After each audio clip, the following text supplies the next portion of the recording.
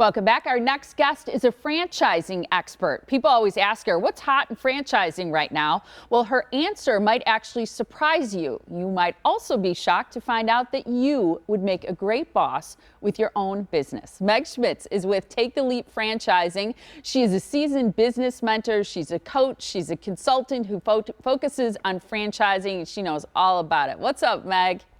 Hey, how are you? Happy 16th anniversary. Thank you. Thank you very much. I can't believe it's been 16 years. I appreciate the greeting. Let's talk a little bit about what we've talked about. We've been a little retrospective because of our anniversary.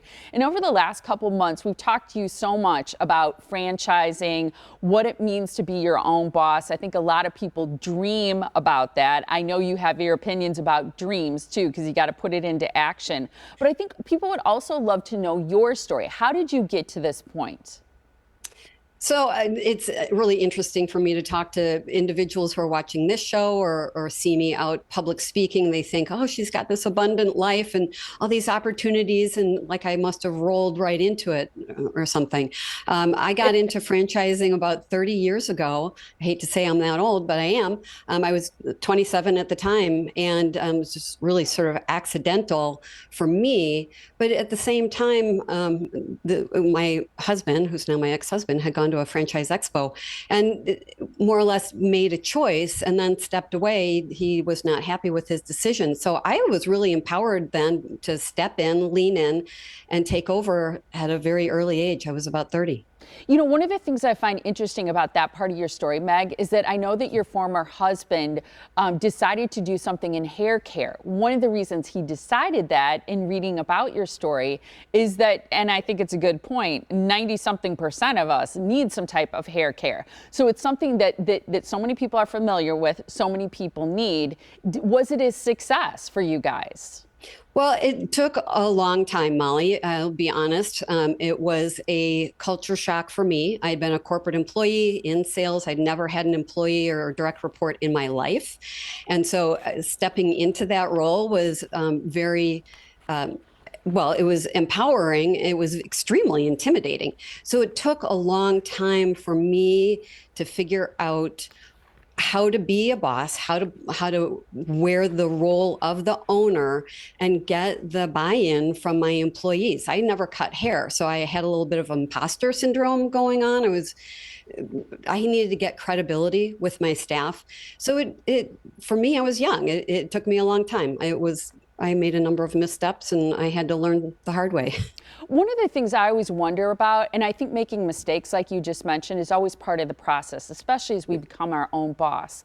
But I wonder about that transition, because so many of us as Americans and as employees, we have a hard time imagining that transition between some type of corporate job and becoming our own boss. Yeah, it's very doable. I mean, especially now, post-pandemic, there are so many of us who have that freedom of not going into an office. And we find ourselves with either more time, more money. Forget what's happening in the economy or in the media, everybody. I'm telling you, you can make a lot of money in business even today. So the opportunity is right here, it's right in front of you, and it's really a whole lot of fun to work with people who are desiring to explore this. I'm a real person. I've made my mistakes. People think I'm perfect or something, and I'm here to talk about all the foibles and quirks and let you explore your own desires to be your own boss and see if it's a true fit. Have you had experience prior to that time managing people?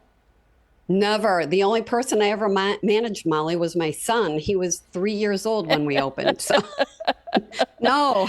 Yeah, and I think that's a thing as a business owner. It seems like, shouldn't you just be able to do that, for example, in case employees don't show up? No, and that's a real fallacy. In fact, it's very self-limiting then in business to put yourself behind the chair, on the floor, out there trying to wear all the different hats. You have to be able to delegate. And that was a struggle for me to learn how to delegate and let go.